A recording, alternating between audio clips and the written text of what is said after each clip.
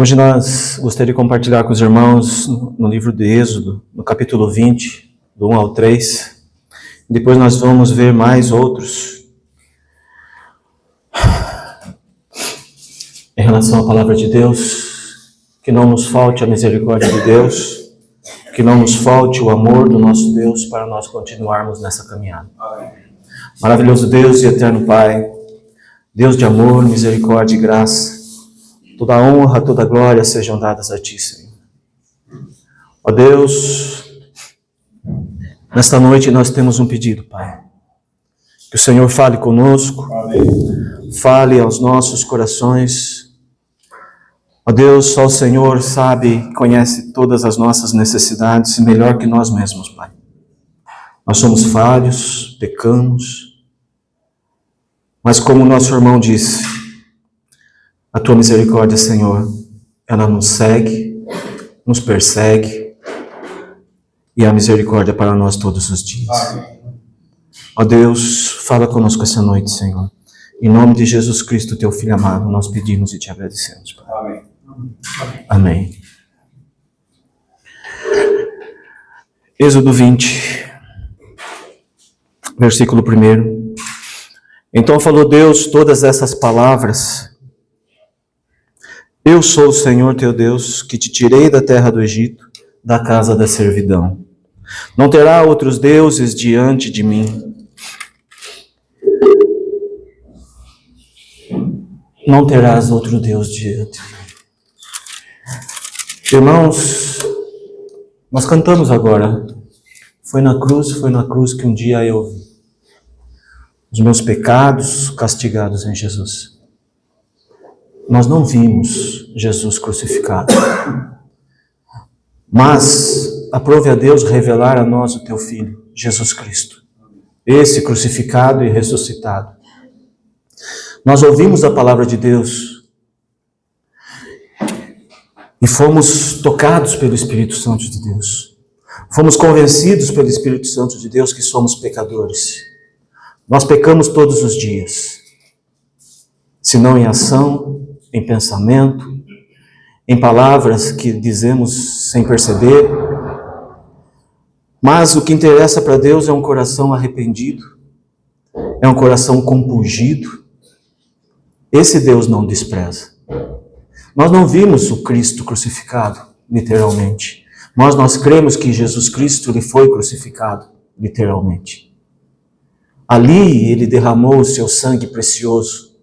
Ali foi pago o preço para nos resgatar da onde nós estávamos, perdidos, distantes de Deus, mortos espiritualmente.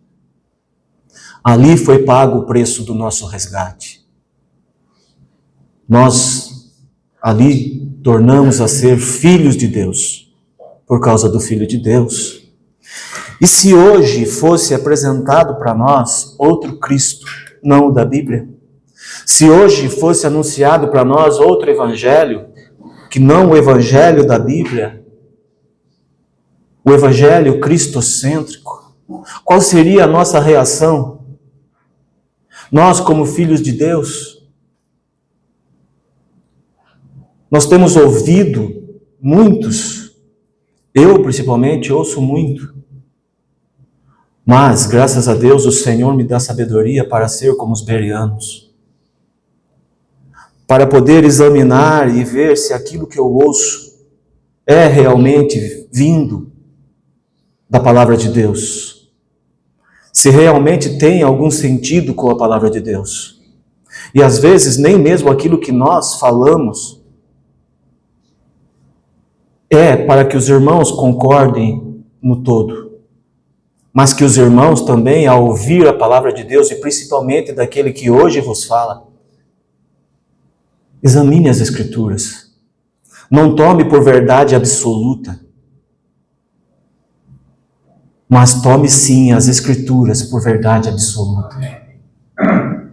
Porque aqui, como diz a palavra de Deus, então falou Deus todas essas palavras, e nós podemos então crer que tudo aquilo que está escrito foi por Deus anunciado escrito através de homens escolhidos pelo Senhor, escrito segundo a vontade de Deus, homens conduzidos pelo Espírito Santo de Deus, palavra inspirada, palavra verdadeira. E se nós ouvíssemos hoje outro anúncio de um outro Cristo, com certeza nós não creríamos. Porque conforme nós cantamos, nós vimos os nossos pecados ali, imputados em Cristo, nós vimos pela fé. É pela fé que nós estamos ainda nesta caminhada. A fé que não é propriamente de nós mesmos, mas é dom de Deus, é dádiva de Deus, é graça de Deus, é misericórdia de Deus. Porque nós mesmos, nos nossos delitos e pecados, antes de conhecer o Cristo Salvador, nós não tínhamos capacidade e condição nenhuma de crer nesse Cristo crucificado. Por isso nós estamos alicerçados na rocha. E mesmo que anunciem e falem outras coisas que não está na Bíblia, nós não cremos. O que nós cremos é na palavra de Deus, escrita e anunciada pelo próprio Deus. Esse Deus que escolheu a igreja, a qual nós fazemos parte para anunciar a tua palavra. Os anjos, eles anelaram e anelam perscrutar sobre o Evangelho e anunciar, mas Deus deu esse privilégio a nós, irmãos. Por isso o Senhor diz: eu sou o Senhor teu Deus que te tirei da terra do Egito, da casa da servidão. Isso é o que Deus fez por nós. Não foi somente o povo de Deus escravo no Egito. Nós éramos escravos do pecado, escravos do sistema mundano, escravos, irmãos, de nós mesmos, da nossa carne, escravos em querer todo instante fazer a nossa vontade. Mas o Senhor está dizendo: eu sou o Senhor teu Deus que te tirei da terra do Egito, da casa da servidão. O Senhor nos resgatou, nos tirou desse mundo perverso. Nós não fazemos parte desse mundo, irmãos. Não. Nós somos celestiais. Temos as nossas dificuldades, sim, porque ainda estamos aqui, habitando nesse tabernáculo. Mas chegará o dia em que o Senhor nos libertará desse tabernáculo. Estaremos presente a Ele, na glória, por toda a eternidade. Eu anelo por este momento, irmãos. Eu anelo por este momento. Eu anelo estar com Cristo. Por isso, irmãos, é que nós devemos pensar e reavaliar todo instante da nossa vida o que esse Cristo tão maravilhoso fez por nós. Ele deu a sua vida ali na cruz. Agora imagine se você estivesse lá em Jerusalém e tivessem a coragem de estar perante a crucificação de Jesus, porque os seus discípulos não tiveram coragem. Não foi só Judas que traiu a Cristo, não. Todos traíram. Mas João estava lá. João acompanhou desde o momento da prisão de Cristo até a sua crucificação. João estava lá.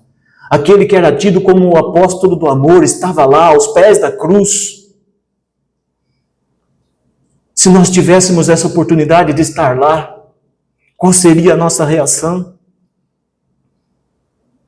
O que nós diríamos naquele momento? Cristo, o Filho de Deus, foi revelado e confessado ali por aqueles que não o conheciam, por aqueles que não entendiam nada. Mas quando ele diz lá na cruz: Pai, está consumado, nas tuas mãos entrego o meu espírito, houve trevas sobre a face da terra. E aquele soldado batia no peito e confessava: esse verdadeiramente é o Filho de Deus. O que nós diríamos, irmãos, se nós estivéssemos lá no momento da crucificação de Cristo? Saber que nós é que éramos para estar lá, mas Ele tomou o nosso lugar, porque Ele nos amou primeiro. Não terá outros deuses diante de mim? Não terá outros deuses diante de mim. O Senhor é único, santo e verdadeiro. Esse Deus que habita em nosso coração, através do teu Santo Espírito, que é Deus. Ele é único, santo e verdadeiro. Por isso, irmãos, se em algum momento da nossa vida algo nos afasta de Deus, o Espírito Santo nos constrange. E quando o Espírito Santo nos constrange, cabe a nós voltar correndo aos braços do Pai. Mas como o irmão citou aqui no Salmo 23:6, a misericórdia de Deus me segue todos os dias, me persegue todos os dias. O Senhor está comigo todos os dias. Há momento de fraqueza? Sim. Há momento de dificuldade? Sim. Há dificuldade em ouvir? Sim. Há dificuldade em entender? Sim. Por isso que cabe ao corpo da igreja orar pelos seus todos os dias. Um irmão orando por outro irmão, clamando a misericórdia de Deus sobre a vida dos nossos irmãos, e juntos caminharmos, um ajudando o outro, um carregando a carga do outro, porque o destino é único, é a eternidade com Deus. Imagina aqueles irmãos, quando nós lemos os salmos de romagem, eles indo para Jerusalém, percorrendo toda aquela distância, toda a dificuldade, poderiam ser atacados por feras, salteadores, mas eles iam cantando salmos, eles iam salmodiando ao Senhor e ajudando um ao outro, para que juntos chegassem em Jerusalém e ali estivessem na presença do Deus, do Pai. Mas hoje, irmãos, nós juntos aqui nos reunimos para cultuar a esse Deus maravilhoso. Nós não vimos aqui porque Deus está aqui, não, Deus está conosco todos os dias da nossa vida, Ele está conosco, Ele anda conosco, mas cabe a nós entendermos isso e andar com Deus, porque aí sim faz a diferença em nossa vida, quando nós andamos com Deus, porque Ele está conosco, porque a sua graça, a sua misericórdia me persegue.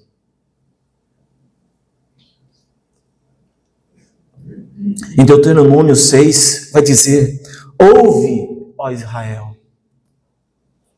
É que o irmão disse no livro de Miqueias: ouve, ouve, ouve. Porque se nós não ouvirmos a voz de Deus, nós damos ouvidos a falácias, a fábulas, a coisas inventadas, e aí nós não sabemos discernir aquilo que é divino, aquilo que é profano. Mas quando eu ouço a palavra de Deus, quando eu ouço a voz de Deus, aí eu tenho a sensibilidade dada pelo Espírito Santo de Deus de discernir a palavra de Deus. Foi assim que aconteceu com Paulo. Ele quer ir para um lado, o Espírito Santo constrange a ele ir. Ele quer ir para outro lado, Jesus diz não. Por quê? Porque a vontade de Deus impera na vida dos seus. Paulo, você vai levar o evangelho lá? Não, mas não é lá, e não é lá. É lá. É na Macedônia que você vai. Há necessidade urgente de anunciar o evangelho na Macedônia. E paz, meus irmãos. Esse evangelho que Paulo levou na Macedônia, ele atingiu toda a Europa e veio atingir as Américas. E se nós ouvimos hoje o Evangelho de Deus, é porque Deus mandou Paulo à Macedônia anunciar o Evangelho. E aí o Evangelho disseminou. Se Paulo ficasse naquela região que ele estava, o Evangelho talvez não chegaria à Macedônia, não chegaria a toda a Europa, não viria para as Américas. Mas percebe que a misericórdia de Deus nos segue todos os dias. Por isso nós estamos aqui, irmãos. Ouve, Israel, o Senhor nosso Deus é o único Senhor. Amarás, pois, o Senhor teu Deus de todo o teu coração, de toda a tua alma, de toda a tua força. Percebe, irmãos? Não é de qualquer jeito. E por ele ser único, a nossa adoração tem que ser única. E atingir todo o nosso ser, atingir o nosso coração, atingir a nossa alma, e ser depositada nessa adoração a esse Deus único, santo e verdadeiro, toda a nossa força. É isso que a palavra de Deus está instruindo a fazer. Ele não nos obriga, mas nos dá liberdade em fazer. E em Mateus 22, irmãos, se os irmãos quiserem ler, mas senão eu leio. Mateus 22, 34 a 40, Jesus está sendo interrogado ali. Entretanto, os fariseus, sabendo que ele fizera calar os saduceus, reuniram-se em conselho. E um deles, intérprete da lei, experimentando, lhe perguntou: Mestre, qual é o grande mandamento na lei? Percebe que é o intérprete da lei. Mas o essencial não é você interpretar a lei, saber a lei de cor e todos os seus parágrafos, tudo aquilo que provém de Deus e tudo aquilo introduzido pelos fariseus da época. Respondeu-lhe Jesus: amarás o Senhor teu Deus de todo o teu coração, de toda a tua alma e de todo o teu entendimento. Este é o grande primeiro mandamento. O segundo, semelhante a este, é: amarás o teu próximo como a ti mesmo. Desses dois mandamentos depende toda a lei. Percebe? Que a adoração, ela é toda e exclusiva a Deus. Não há dois caminhos, é um só caminho. O mandamento principal: amarás o Senhor teu Deus de todo o teu coração. Jesus está citando ali Deuteronômio. Jesus cita a palavra, ele é confrontado, ele é testado, ele responde com a palavra, ele é tentado, ele responde com a palavra. Porque não há condição de você continuar nessa caminhada se não for através da palavra de Deus. Todos os dias, quando nós ouvimos ela anunciada, quando nós lemos, quando nós falamos, não há outra possibilidade de nós servirmos a Deus se nós estivermos em dois caminhos, não. É um único caminho. E esse caminho é Jesus Cristo, seu Filho, crucificado e ressuscitado. Jesus vai dizer lá em Mateus 6, olha, não acumuleis para vós outros tesouros sobre a terra, onde a traça e a ferrugem corrói, e onde ladrões escavam e roubam. Isso aqui é a atitude do ímpio. É a atitude de um homem desprovido da presença de Deus, da vida de Cristo. Onde a sua vida está alicerçada nesse mundo, no dinheiro, naquilo que ele constrói com as suas mãos. Isso aqui é uma exortação nesse versículo, mas no próximo vem o conselho. Mas ajuntai para vós outros tesouros no céu, onde traça nem ferrugem corrói, e onde ladrões não escavam nem roubam. Essa é a vida para o Filho de Deus, uma vida espiritual, voltada a Cristo, alicerçada em Cristo, onde o Filho de Deus caminha com o Senhor, e anela pela presença do Senhor, e diz para o Senhor: Senhor, eu não consigo dar um passo sem a tua presença. Não é anjo que vai comigo, não é homem que vai comigo, Senhor, é a tua presença que eu anelo, é a tua presença que eu almejo, é a tua presença que me faz sentir seu filho, que me faz sentir diferente de todos os outros na face da terra. Porque onde está o teu tesouro, ali estará o seu coração. Percebe, irmãos? O perigo do nosso coração estar dividido. Percebe, irmãos? Por isso o Senhor nos chama a atenção na sua palavra. Ouve, pois, igreja. Ouve, pois, Israel. Ouve. Não há possibilidade, irmãos, de nós estarmos na presença de Deus se o nosso coração está dividido. E Jesus, no versículo 24, depois ele diz: ninguém pode servir a dois senhores, porque ou há de aborrecer-se de um e amar ao outro, ou se devotará a um e desprezará ao outro. Não podeis servir a Deus e às riquezas. Você não pode, o seu coração não pode estar dividido, não. O seu coração tem que estar voltado a Cristo. Dá-me o teu coração, é o que o Senhor pede. Dá-me o teu coração.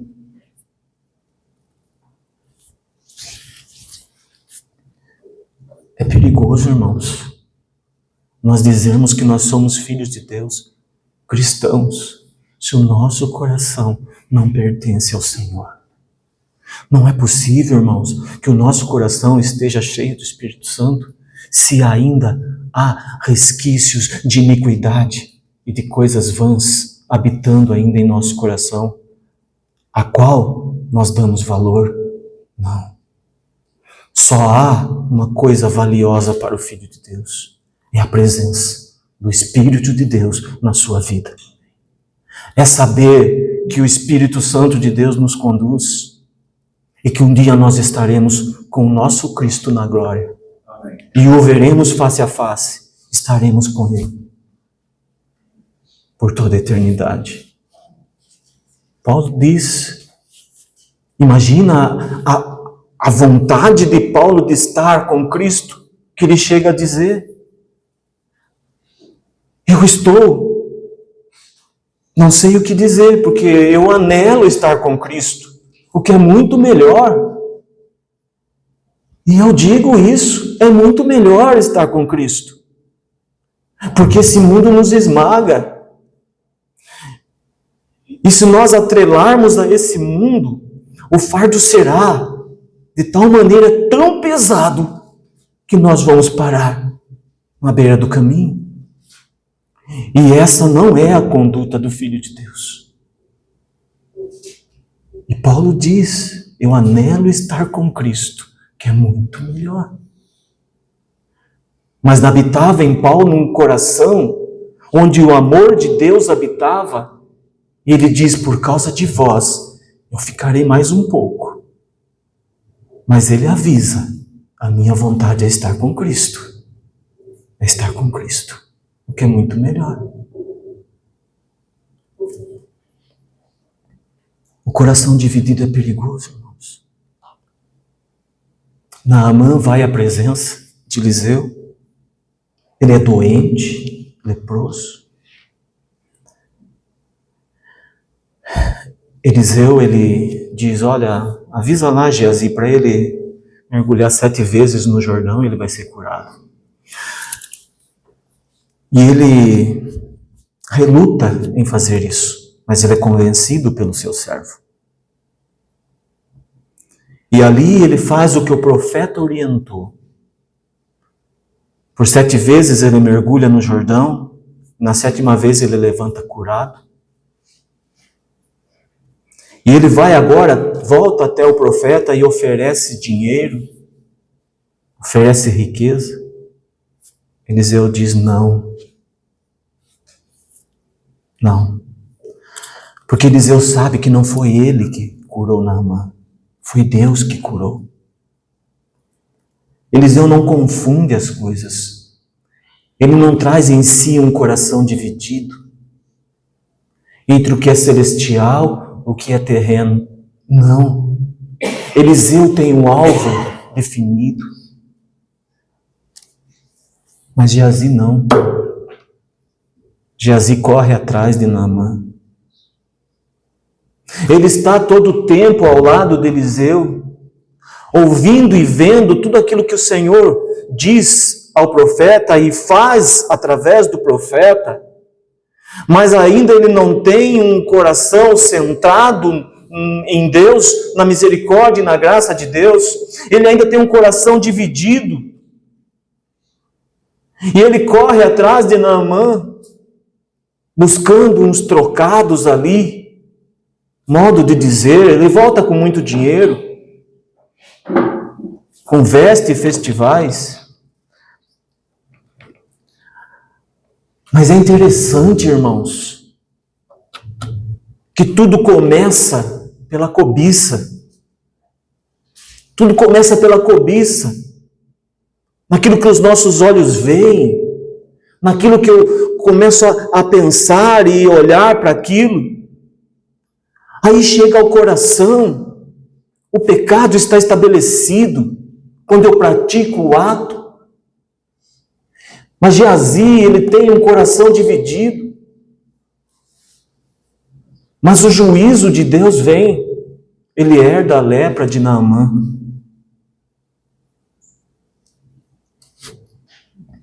No Salmo 73, Asaf diz, olha, por pouco eu me desviei, por pouco eu caí, porque eu comecei a olhar as riquezas do ímpio. Eu comecei a olhar a vida do ímpio, não tem dificuldade nenhuma, come e bebe do melhor, se conduz da melhor forma, veste as melhores vestimentas, mora em palácios, e eu aqui servindo a Deus não tenho nenhuma regalia, não tenho nenhum conforto. Mas não é isso. O plano de Deus para a nossa vida é celestial. Asaf começa a deixar-se levar pelas coisas oferecidas pelo mundo. E ele começa a comparar a vida do ímpio e a vida dele. Irmãos, olha o perigo. Mas ele diz, quando eu entrei no templo, ali eu compreendi tudo. E ali eu observei o fim deles. Não é possível, irmão, que nós não entendamos isso. Ali deixou estabelecido há dois caminhos. O da perdição, que hoje nos oferece tudo. O celestial, que hoje nós temos dificuldade, mas somos amparados por Deus. Mas que um dia nós desfrutaremos com Ele de todas as delícias celestiais com Ele por toda a eternidade. É o rico no inferno, é o Lázaro no seio de Abraão. Onde o rico tem tudo aqui, Lázaro come das migalhas enquanto está aqui. Mas Lázaro tem conforto no seio de Abraão. E o rico está no inferno, clamando por um dedo molhado na sua língua para refrescar toda a sua tribulação.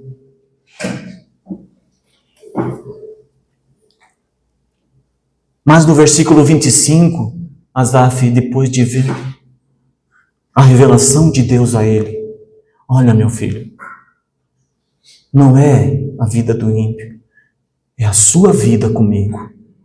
E Asaf confessa, quem mais tenho eu nos céus? Quem mais? Não há outro em quem me compraza na terra. Ele entra no templo, na presença de Deus, e ali ele percebe a presença de Deus, os seus olhos são abertos, e ele vê a grandeza de Deus e a perdição dos ímpios.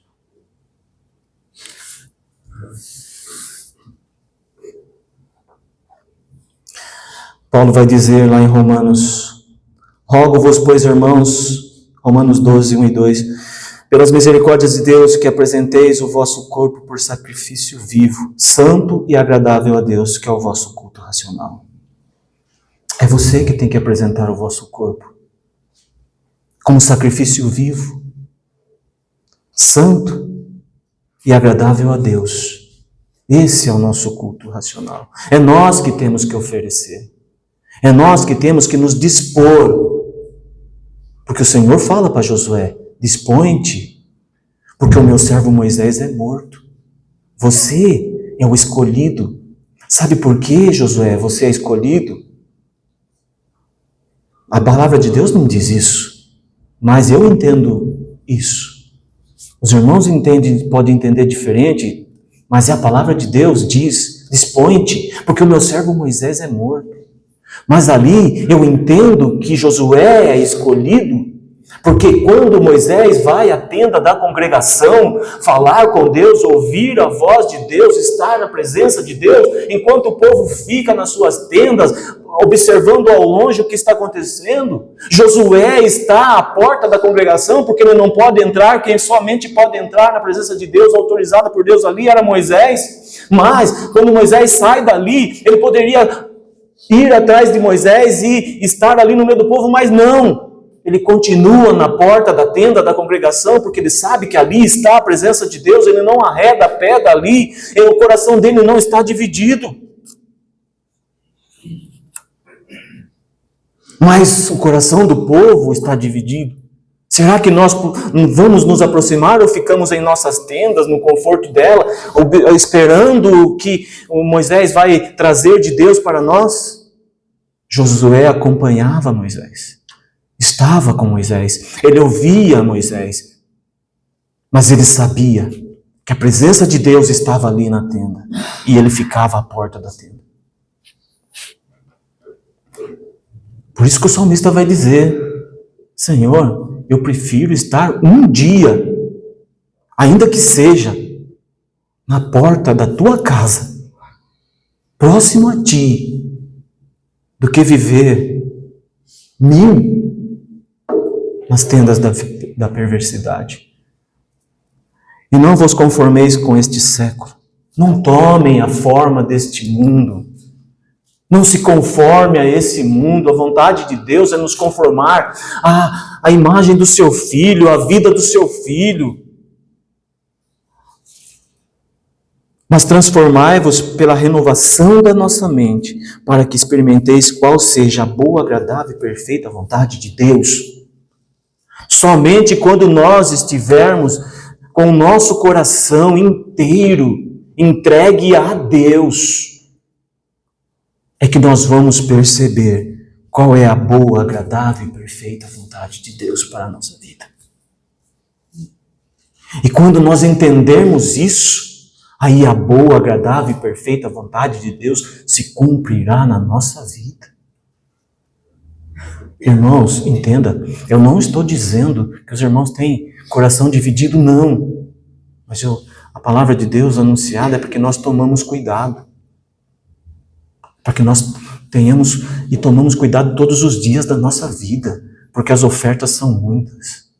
E como nós ouvimos no acampamento, o diabo não brinca de ser diabo. Ele age perversamente. Sabe por quê, irmãos? Em 2 Crônicas 24 e 25, nós vamos ver a história de 2 reis. De 2 reis ali, pai e filho, que assumiram o trono de Judá. E o primeiro, o pai, era Joás. Tinha Joás 7 anos de idade quando começou a reinar. E 40 anos reinou em Jerusalém. Era o nome de sua mãe Ziba, de Berseba. Fez Joás o que era reto perante o Senhor todos os dias do sacerdote Joiada. Ele fez o que era reto diante de Deus todos os dias do sacerdote Joiada. Mas quando o sacerdote Joiada morreu, ele toma outro caminho. Ele toma outro rumo. Já não é mais o Deus de Israel, é outros deuses. Aí o Senhor levanta Zacarias, filho de Joiada, para exortá-lo. Ele mata. Mas ele foi derrotado depois, e o juízo de Deus foi iminente na vida dele. Ele foi morto pelos seus servos, no seu palácio. Coração dividido. Coração alicerçado no profeta joiada, não em Deus. Porque não é possível você servir a Deus em detrimento de uma pessoa, por causa de uma pessoa. A menos que seja a pessoa de Cristo. Só mesmo por Ele. Eu sirvo a Deus Pai por causa de Cristo crucificado e ressuscitado, que eu pude ser tornado filho de Deus por méritos dele. Porque o Espírito Santo agora habita em mim, porque Deus Pai veio até mim e me levou até o teu Filho, que me resgatou da vida de pecado que eu estava, e eu fui justificado por causa dele, e hoje eu tenho acesso livre diante do Pai para alcançar misericórdia em tempo oportuno.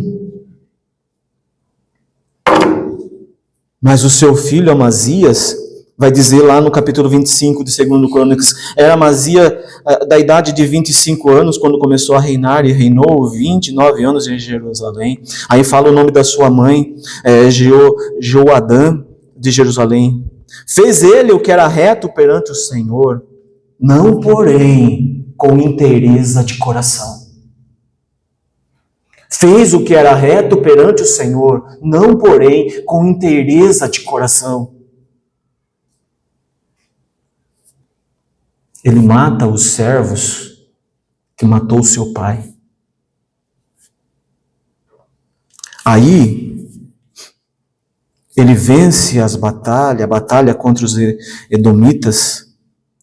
E aí a palavra de Deus vai dizer, vindo Amazias da matança dos edomitas, trouxe consigo deuses dos filhos de Seir, tomou-os por seus deuses, adorou-os e lhes queimou incenso. Ele foi advertido por Deus. E Deus trouxe juízo para a vida dele. Que ele, sem atender, sem entender que era juízo de Deus, ele então chama o rei de Israel, Jeoás, para medirem força. O rei de Israel adverte e diz que ele seria derrotado, mas mesmo assim ele insiste. Ele é derrotado pelo rei de Israel, é levado preso para Jerusalém. Tudo ali foi saqueado, até os utensílios da casa do Senhor. O juízo de Deus veio sobre a vida dele. Coração dividido, que serve a Deus de qualquer maneira. Ora serve, ora não serve. Ora dispensa um pouco da sua vida a Deus, ora não. Foi a vida dele, pai e filho, que desvia do propósito de Deus, rei de Judá, o trono onde sentou o rei Davi, mas eles não querem seguir a Deus. Um segue alicerçado no profeta, o outro se vangloria da sua vitória. Coração dividido, irmãos. Mas o Senhor tem misericórdia de nós. Em Tiago vai dizer, olha, 1:5, se porém algum de vós necessita de sabedoria, peça a Deus, que a todos dá liberalmente, e nada lhes impropera, nada censura, e ser-lhe-ás concedida. Sabedoria do alto. E nós precisamos da sabedoria do alto. Todo instante da nossa vida, clamar a Deus por sabedoria. E Deus dá. O Senhor deu a Salomão. Mas a vaidade tomou conta do coração de Salomão. O seu coração não foi inteiro na presença de Deus. Até um certo ponto foi. Mas a vaidade tomou conta do coração dele. Por isso a divisão das tribos, 10 para o norte, 2 para o sul. Por causa de Salomão. E essas 2 tribos que ficou em Jerusalém foi por causa de Davi. E a palavra de Deus diz, por tudo o que Davi fez na minha presença. Por causa de Davi. Peça, porém, com fé, a sabedoria de Deus, em nada duvidando, nada duvidando. Fala de um coração único e centrado na palavra de Deus. Um homem que vive pela fé, o justo que vive pela fé, nada duvidando. Não cabe dúvida, irmãos, em relação à santidade de Deus, aquilo que Deus é. Não por aquilo que Ele faz, não. Sim, também, mas por aquilo que Ele é. Não pode haver dúvida no coração do cristão. Por isso não há dúvida no nosso coração que Jesus passou pela cruz, morreu por nós, que Jesus intercedeu por nós, João 17. Há toda essa dificuldade no mundo. Mas nós somos igreja de Deus, guardados por Deus. Mas precisamos estar alicerçados na rocha. Peça, porém, com fé e nada duvidando, pois o que duvida é semelhante à onda do mar impelida e agitada pelo vento. Ela não tem rumo, ela não tem norte, não tem destino. O vento a conduz. Não suponha esse homem que alcançará do Senhor alguma coisa. Não. Homem de coração duvidoso, coração dividido. Homem que não vive pela fé. E aí vai dizer, homem de ânimo dobre, inconstante em todos os seus caminhos.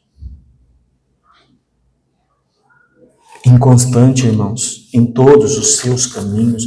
O cristão não pode ser inconstante no seu caminho, porque o nosso caminho é Cristo.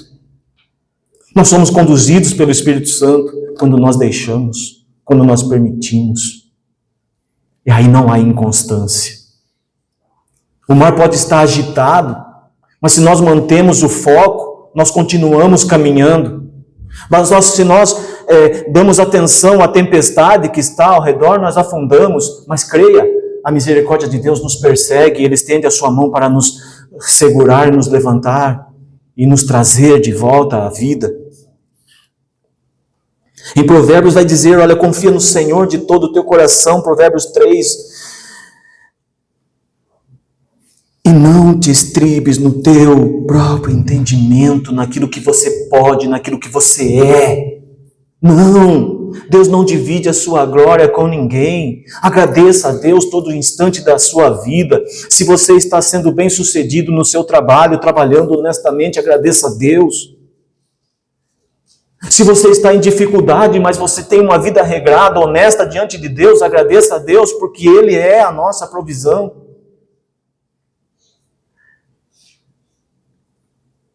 Jesus vai dizer, olha lá, Apocalipse 3,16, nós ouvimos muito isso aqui repetidamente, e vamos ouvir enquanto nós estivermos aqui. Jesus diz, olha, Laodiceia, você é morna, você não é quente nem frio. E ele vai dizer lá no versículo 16, assim, porque és morno, e nem és quente nem frio, estou a ponto de vomitar-te da minha boca. Sabe o que é estar morno, irmãos? É coração dividido. É ânimo dobre. É estar um pouco aqui, um pouco ali. Sabe por quê, irmãos? Em Atos 20, lá nós vamos encontrar que Paulo está em Troade. Ele está discursando ali, naquele lugar. É um lugar alto. E fala a palavra de Deus que ali o discurso dele prolongou até meia-noite. O povo estava cansado, talvez. Mas havia ali um jovem, Eutico. Ele estava sentado no terceiro andar daquele edifício, na janela. Percebe, irmãos? Ele não está fora e nem dentro. Ele está na janela. Ele não está 100% no discurso e nem 100% fora dele. É isso que Jesus disse para a igreja de Laodiceia. Você não é quente, nem é frio. Você não está dentro do discurso, também não está fora. Você está no meio. Ele estava na janela. E ali nós vimos que ele é tomado por um sono profundo, ele cai e morre. Mas Paulo acalma toda a multidão, a vida ainda está nele. Com certeza Paulo orou a Deus e clamou pela vida daquele jovem. Ele é levantado ali por aqueles que estavam ao redor com vida. E aquele discurso que já demorava até meia-noite, foi até de madrugada. Foi até de madrugada. Mas aquele jovem, talvez com aquele ocorrido, ele tenha tomado uma decisão na vida dele. Não estar mais na janela. O Senhor deixa a nós, hoje que nós temos conhecimento da palavra de Deus, hoje que nós somos filhos de Deus, o Senhor nos dá a liberdade de escolher. Mas quando nós estávamos perdidos, nós não tínhamos escolha, já estávamos perdidos. E a palavra de Deus fala que depois levaram aquele jovem de volta à sua casa com alegria, porque ele estava vivo.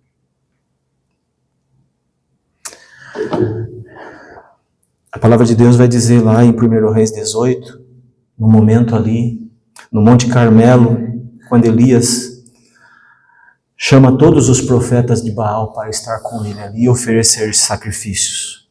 Vocês oferecem a Baal e eu ofereço a Deus.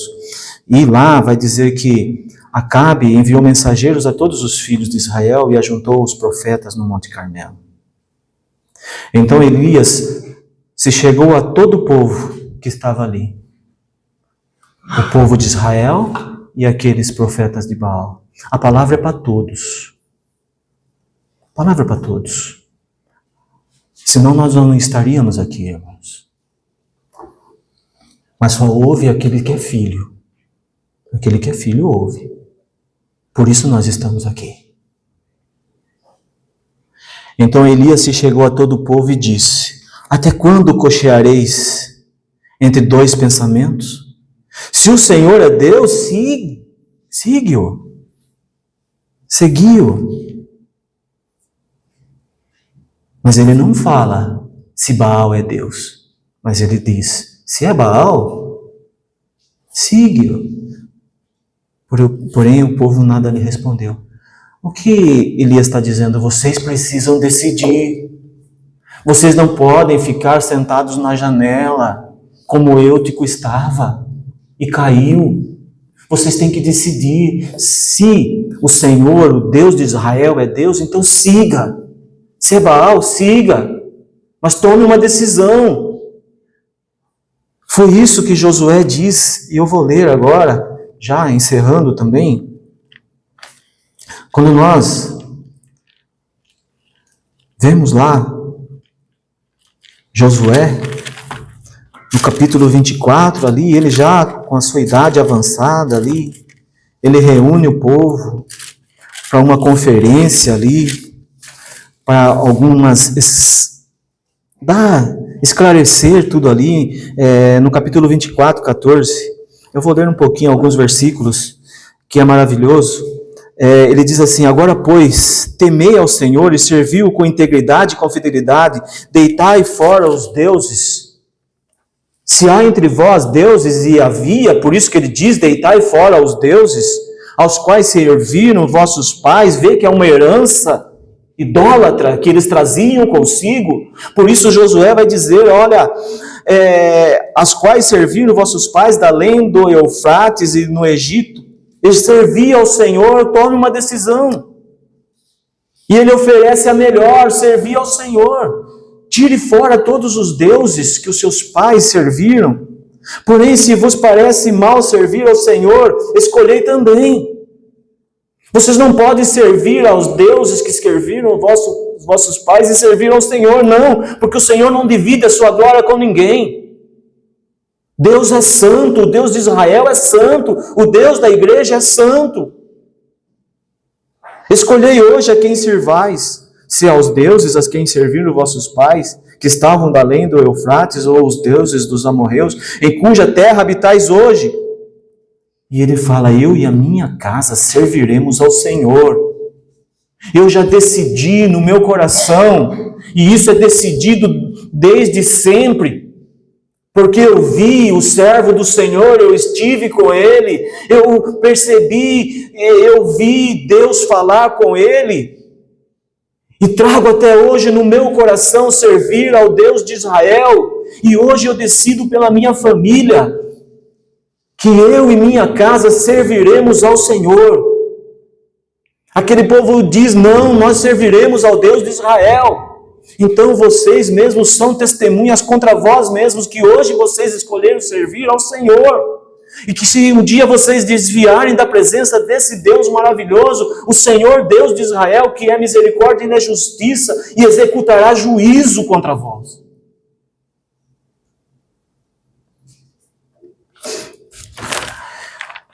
E a palavra de Deus, ela é tão maravilhosa, irmãos, que ela se completa. Ela se completa, porque quando eu chego no Salmo 106, o salmista vai dizer isso, olha, Salmo 106, versículo 6, ele confessa: pecamos como nossos pais, cometemos iniquidade, procedemos mal. Que não falte no nosso coração arrependimento e confissão, que não falte no nosso coração perdão, que não falte no nosso coração amor proveniente do alto de Deus. Nossos pais no Egito não atentaram às tuas maravilhas, não se lembraram da multidão das tuas misericórdias e foram rebeldes junto ao mar, o mar vermelho. Eles viram tudo, eles viveram tudo, todas as maravilhas que o Senhor pôde realizar ali no Egito. Eles viram, eles presenciaram, eles testemunharam, mas eles não atentaram e foram rebeldes. Mas o Senhor o salvou por amor do seu nome. Por amor do seu nome. Por isso que nós dizemos que Deus é fiel sim à tua palavra, e ela se cumpre, e que ela se faça cumprir em nossas vidas quando nós depositarmos o nosso coração inteiramente nele. Não, coração dividido não.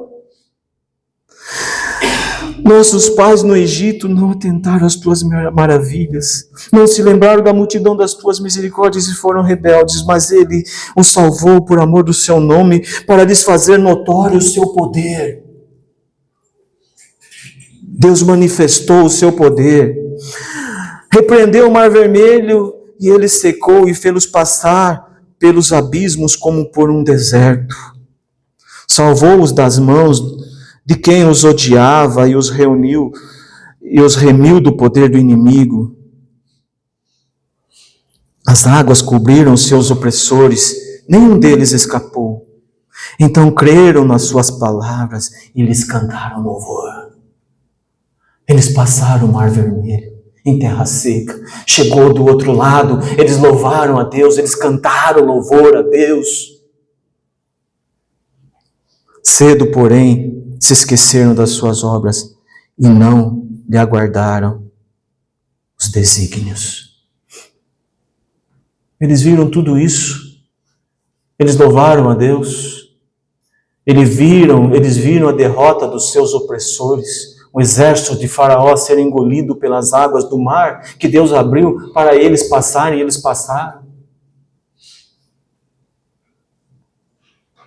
Eles viram tudo isso. Passaram em terra seca, e quando estavam do outro lado, eles cantaram louvores a Deus. Louvaram a Deus. Cedo, porém, esqueceram de tudo isso. Não aguardaram os desígnios de Deus. Não aguardaram para saber a vontade de Deus sobre a vida deles. Eles foram rebeldes. Eles foram rebeldes, irmãos. Eles tinham saudades da comida do Egito. Eles desprezaram o maná. Chamaram o alimento vindo de Deus, o maná de Deus, figura de Cristo, como pão vil.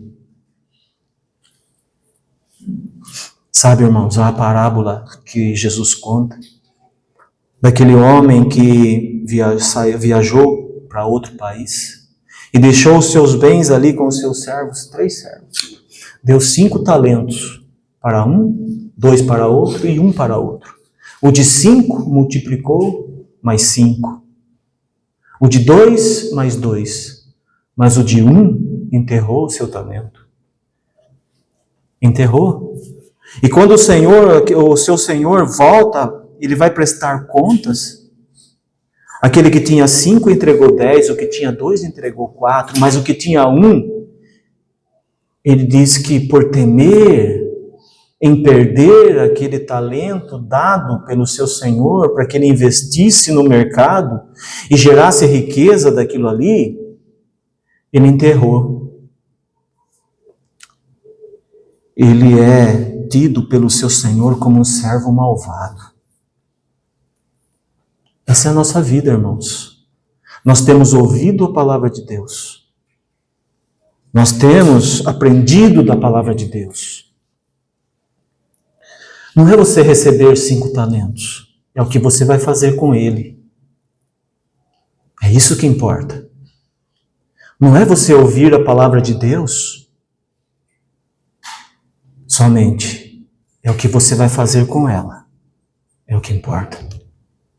É a decisão que você vai tomar na sua vida por causa da palavra de Deus. É isso que importa.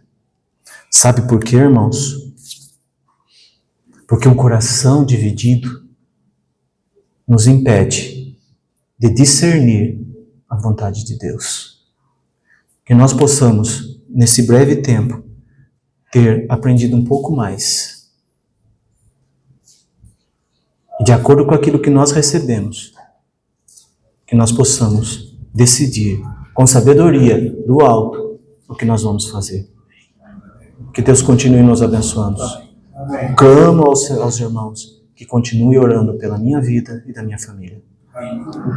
Precisamos da oração dos irmãos. Com humildade eu peço.